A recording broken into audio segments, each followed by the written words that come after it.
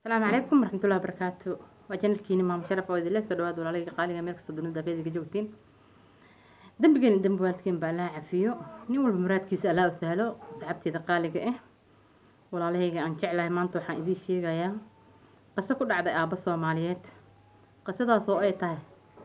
جبر أردلاشن إنت مثلا جره باوها حي وكان ستويل بعتر أبو وحربا أنا ويل كان قدرتت مركز وحوري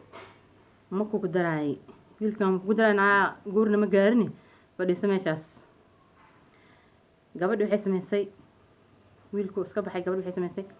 in wiilkii oo yiraahday aabaha waa ka doontay sharaf aad waa ku sharfay aabaha ayaan u tagay waa ka soo diiday hadii ka waran aan isla fakano maxaa ka qabtaa waxba kama qabo waa isla fakanayna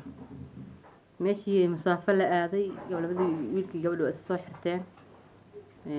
guriyo geystay aabihii naxtin walwal kurbo walbahaara u imaaday asxaabteeda qaaliga ah aabba la sharfay ee gabadhii ay u keensatay wiilkii asagana uu diiday aabbaha soo sharafti iskama oosan qaadin marka aabbayaasha Soomaaliyeed waxaan leeyahay hadii gabdhaheena ay gabadhaada ay ku keensato wiil inaa siisid waaye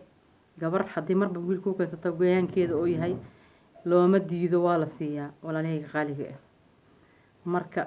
hadii maanta inta gabadhii hadda waaba ninkii kale way musaafirtay waa meersatay laakiin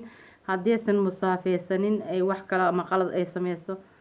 dhibaatadaas iyo dambigaas waxa korkiisa ay ka ku dhici lahayd aabihii u diiday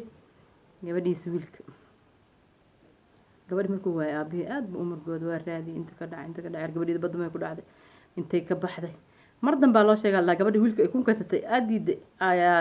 gabadhaas wiilkii la joogtaa reerkoodii qof kamid ah u yimid oo sheegay dhax gabadhiini anaga haysano wiilkeena noo keenay xaali xumeena idin wadna maxaa sameeyna waxa ma sameey karo sharaftii karaamada